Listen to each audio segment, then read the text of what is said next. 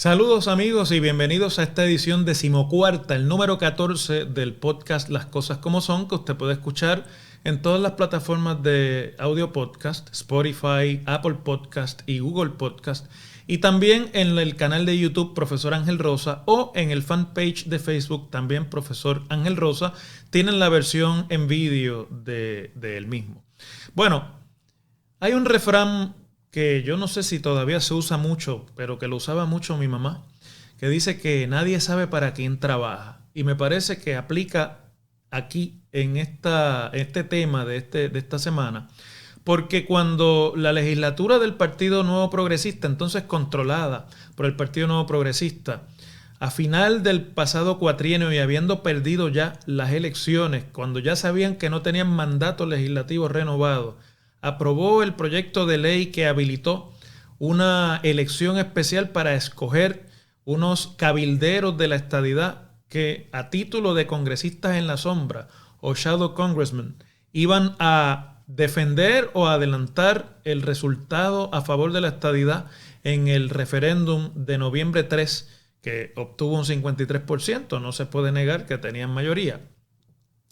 Nadie en ese liderato legislativo se pudo imaginar para lo que de verdad este ejercicio fútil servía.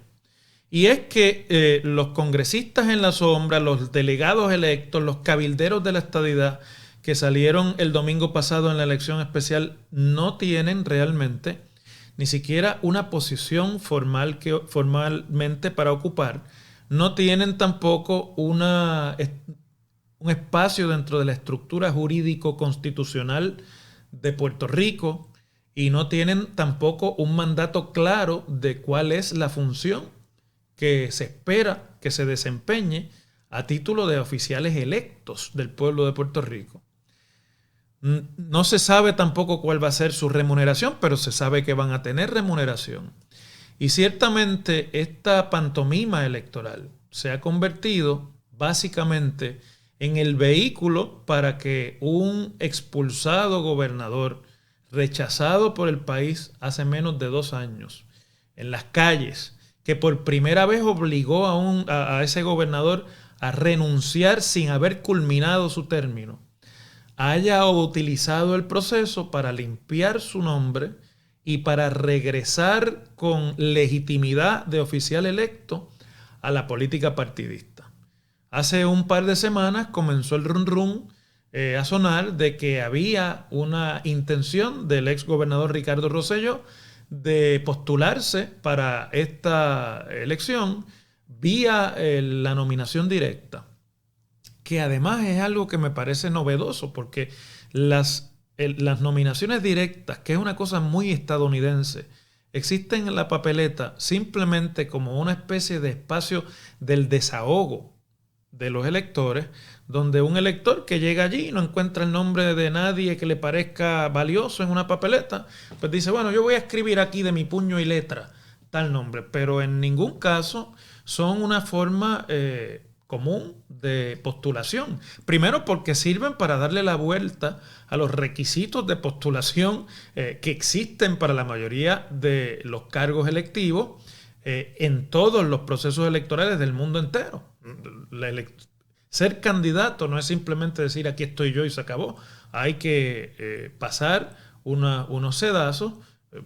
que son financieros, sedazos que son legales, sedazos que tienen que ver con la conducta de esta persona, e inclusive algunas organizaciones partidistas tienen comités calificadores de candidatura. En Puerto Rico existen, pero no han funcionado nunca. Los corruptos se han colado a tutiplén, los inmorales se han colado a tutiplén, en fin, que en Puerto Rico no es un buen ejemplo. Pero la candidatura de nominación directa de ninguna manera está concebida como una manera de estructurar candidaturas mayores.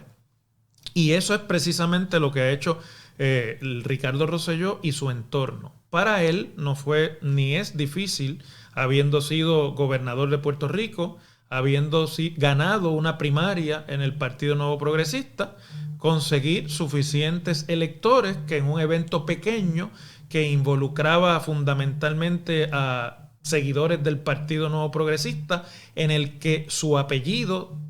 tanto por su padre como por su incursión en la política, son todavía apellidos valiosos, son apellidos apreciados, son apellidos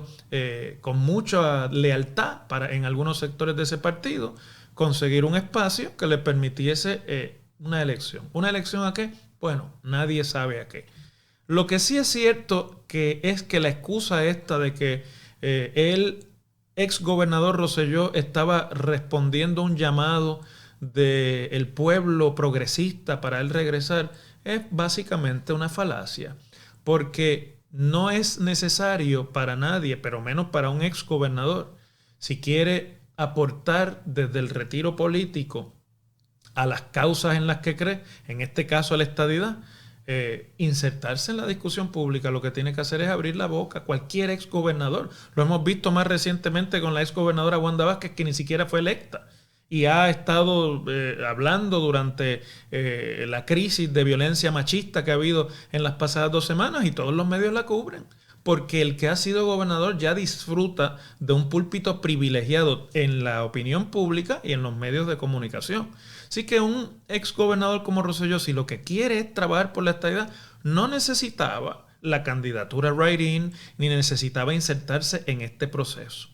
Se ha insertado porque Rosselló tiene cuentas todavía que ajustar en la política puertorriqueña, y esas cuentas que ajustar no son con el Partido Popular Democrático ni los opositores a la estadidad, no son con el Partido Independentista y los defensores de la independencia, no son con los partidos de nueva inscripción, son con el propio liderato del Partido Nuevo Progresista, que en medio de la crisis que provocó el chat de Telegram, que en 2019 lo obligó a irse, lo abandonaron.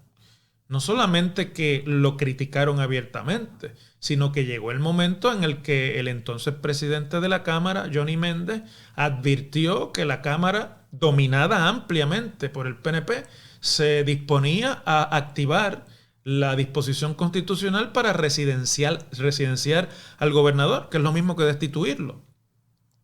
Y de ahí en adelante se dieron unas lógicas políticas que no solamente terminaron con el espacio político que le quedaba a Rosselló y no le quedó otra que renunciar, sino terminaron con su carrera política. Ricardo Rosselló no puede ya aspirar a ninguna posición que involucre la participación de todo el electorado puertorriqueño, porque en el universo grande de los electores y de los partidos puertorriqueños es inelegible. Es una figura quemada. Yo decía, cuando en medio de la crisis Rosselló aceptó su culpa y su participación en el chat, y finalmente con eso autenticó todo lo que allí salió publicado, que es cadáver político, y lo sigue siendo. Pero en un proceso que involucraba seguidores del PNP, pues obviamente no lo es. Su inserción ha significado que con supuestamente 104,000 personas participando, o electores o papeletas votadas, la nominación directa, presumiblemente casi toda para él, haya obtenido unos 67,421 votos en esa papeleta que elegía a unos supuestos delegados a la Cámara de Representantes a modo de congresistas del futuro Estado puertorriqueño. La persona que llegó segunda, que es Elizabeth Torres Rodríguez, obtuvo 60,400 votos, y seguido de Roberto Lefranc y de la exalcaldesa de Ponce, Mayita Meléndez, que obtiene 40,000 votos. En la papeleta del Senado es aún más dramático el resultado, porque la persona que obtiene la primera posición, que es la hija del recientemente fenecido ex gobernador Carlos Romero Barceló, quien ella de por sí fue representante de la Cámara y también senadora, es decir, que ha pasado por el mundo de las candidaturas, obtiene, habiendo 104,000 papeletas votadas, 55,184 votos, que básicamente es la mitad de las papeletas que se votaron. Es decir, es una elección de tan pobre participación, de tan poco entusiasmo en el electorado en general, que se convirtió básicamente en una primaria en el PNP, que evidentemente Ricardo Rosselló tenía todos los elementos para ganar. ¿Cuáles son esos elementos? Factor reconocimiento. ¿Cuál otro elemento? Cariño de la base. ¿Cuál otro elemento? Dinero para costear una campaña que, aunque corta, tuvo de todo, inclusive anuncios pagados en los medios de comunicación. Por lo tanto, comencé el podcast diciéndole que nadie sabe para quién trabaja, porque los líderes legislativos que obligaron a Ricardo Rosselló a irse en 2019, cuando se le acabó el capital político ante el país, y que terminaron atosigándole al país esta elección especial, le sirvieron en bandeja de plata con este proceso un regreso más o menos legitimado a la política partidista dentro del PNP. Fuera de ese resultado, la elección de cabilderos no sirve para nada más. No va a adelantar de ninguna manera el tema de la estadidad en Washington. A mí me parece hasta curioso que le llamen cabilderos por la estadidad. En realidad, los cabilderos que van a ir allí a pugnar y a hacer presión por la estadidad, que los van a pagar con dinero del gobierno de Puerto Rico y que son los usual suspects de siempre, le van a terminar costando millones de dólares al pueblo de Puerto Rico. Estos no son realmente cabilderos. Estos son un grupo o de políticos fracasados intentando retomar su carrera o revivir una trayectoria política, o son simplemente nuevos pinos en la política que a través de este proceso, habiendo ya pasado las elecciones generales, se trabajan una viabilidad para una candidatura en las elecciones de 2024. Y todo esto dentro del PNP, pero a costas del presupuesto del pueblo de Puerto Rico y del dinero de los contribuyentes, que el día que yo estoy grabando este podcast tuvimos que acudir a enviar nuestro pago a Hacienda, porque es el día en el que este año de pandemia se vencía el pago de los impuestos. Duele doblemente cuando es el día de los impuestos, el que le sigue a un despilfarro de millones de dólares que solamente va a servir el interés de algunos miembros del Partido Nuevo Progresista y que desde ayer ya son quizás la mancha de este cuatrienio. Entonces, bueno, en el PNP hay mucha discusión sobre a por quién es que viene Ricardo Rosselló. Detrás de quién y ajustar qué cuentas que viene Ricardo Rosselló. Pero en la política, igual que en cualquier otra actividad humana, las señales que son evidentes no hacen necesaria la investigación. Es decir, cuando usted empieza a notar el comportamiento de los líderes que se expresaron en los días anteriores a la elección sobre lo que estaba pasando con la candidatura de Ricardo Rosselló al interior del PNP, sabe quiénes son los que se sienten amenazados. Primero que nadie, la comisionada residente Jennifer González, que ahora va a tener a Ricardo Rosselló a título de oficial electo, dando vueltas por Washington y tratando de controlar la agenda de estatus que hasta ahora era terreno exclusivo de la comisionada residente, que hasta legislación ha presentado. Y que además tiene la preocupación de que no vaya a ser que, entusiasmado por la elección del domingo para cabildero, resulte que le interese el puesto de comisionado residente y que eso se convierta en un problema para ella de viabilidad política en la elección de 2024. Y en segundo lugar está el expresidente del Senado, Tomás Rivera Chats, y expresidente del Partido Nuevo Progresista, que hizo expresiones de que él no iba a votar por Ricardo Rosselló y pedía a los progresistas no hacerlo, pero que además fue la piedra en el zapato de Ricardo Rosselló en los 2 años y medio que estuvo en la gobernación. La oposición a Ricardo Rosselló fue Tomás Rivera Chats desde el Senado. Ahí está el récord público. Y que una vez Ricardo Rosselló sale de la gobernación y de la presidencia del PNP, se alza con la presidencia interina del PNP y corre desde esa presidencia los procesos de primaria y los procesos de elección, en los cuales, especialmente en el proceso de primaria, los leales a Rosselló, que se convirtieron en la herramienta y en la maquinaria política del ungido por Rosselló, que había sido su opositor en primaria, Pedro Pierluisi, por poco derrotan al presidente del Senado en la primaria y lo obligaron a sentarse en un asiento no tan prominente en el desempeño electoral de los candidatos nuevo progresistas del pasado ciclo electoral. Tomás Rivera Chats sabe que el regreso de Rosselló es a cuesta y a costa de su capital político. El gobernador Pierluisi, como es un gobernador que ejerce liderato indirecto, no hizo expresiones públicas, pero sí mandó a todos los personeros suyos dentro del Partido Nuevo Progresista, al secretario general del partido, el senador Carmelo Ríos, y llamó a los alcaldes y llamó a los presidentes municipales para empujar o para endosar una plancha de supuestos candidatos pierluisistas que prácticamente salieron todos derrotados,